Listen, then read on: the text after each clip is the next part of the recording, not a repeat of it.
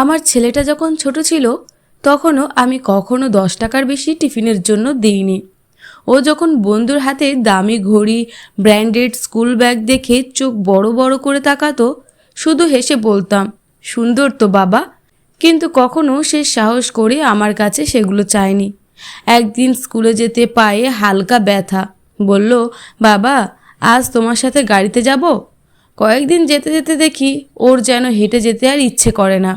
একদিন আমি নিজেই বললাম, অফিসের গাড়ি ব্যক্তিগত কাজে ব্যবহার করা ঠিক না, তুই সময় মতো বেরোলে হেঁটেই যেতে পারবি। ছেলের মন ভেঙে গেল, মুখ গোমড়া করে বসে রইল। স্ত্রীও খুশি হলো না। কেন করি এমন?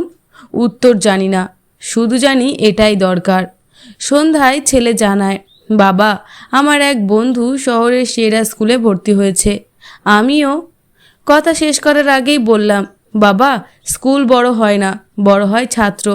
তুই যেখানে আছিস ওইখানেই তোর সেরাটা দে, সেইখানেই তুই সেরা হয়ে উঠবি। আর কখনো এই নিয়ে কিছু বলেনি। একদিন বলল, বাবা একটা এক্সট্রা টিউটর দরকার।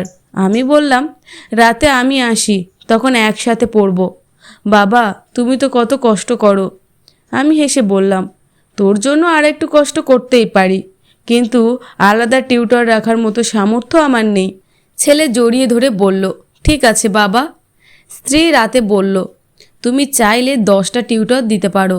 আমি বললাম, চাই যে ও বুঝুক জীবনে সব কিছু সহজে পাওয়া যায় না, বুঝুক কষ্ট না করলে সত্যিকারের আনন্দ পাওয়া যায় না। ছোটবেলায় ওকে নিয়ে ফুটপাতে হাঁটতাম, দেখাতাম, বাবা দেখো এই মানুষগুলো কেমন কষ্ট করে চলে। ও জানুক এই দুনিয়া শুধু গল্পে সুন্দর, বাস্তবে অনেক কঠিন। সব চাওয়াই যে পূরণ করতে হবে সেই শিক্ষা আমি দিইনি। একদিন সে বলেছিল, বাবা তুমি কেন এমন?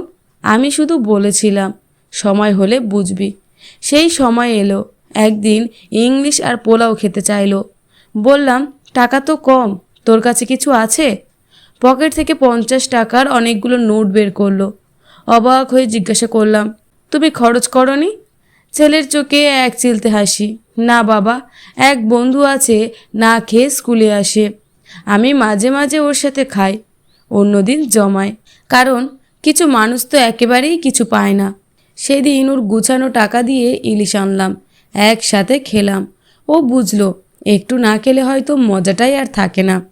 পুজোর বাজারে ও নিজের জন্য শুধু এক জোড়া প্যান্ট নিল। বলল, তোমার জন্য পাঞ্জাবি আর মায়ের জন্য শাড়ি নিলাম। আমি হাসলাম, মনে মনে ভাবলাম, শিখেছে কিভাবে টাকা খরচ করতে হয়। একদিন চুপচাপ বলল, বাবা সায়ন তো মানুষ হলো না, অথচ আঙ্কেল ওকে সব দিয়েছিল। আমি জিজ্ঞাসা করলাম, আমি কি তোর জন্য কিছু করিনি? ছেলে আমার কোলে মাথা রেখে বলল, বাবা তুমিই শিখিয়েছ অভাব লজ্জা নয়, শক্তি। 50 দিন না খেলে টাকা জমে যায়, এও তুমি শিখিয়েছ। জানি আমার বাবার কাছে আমি ছাড়া কিছুই নেই, বাকিটা আমাকেই করতে হবে।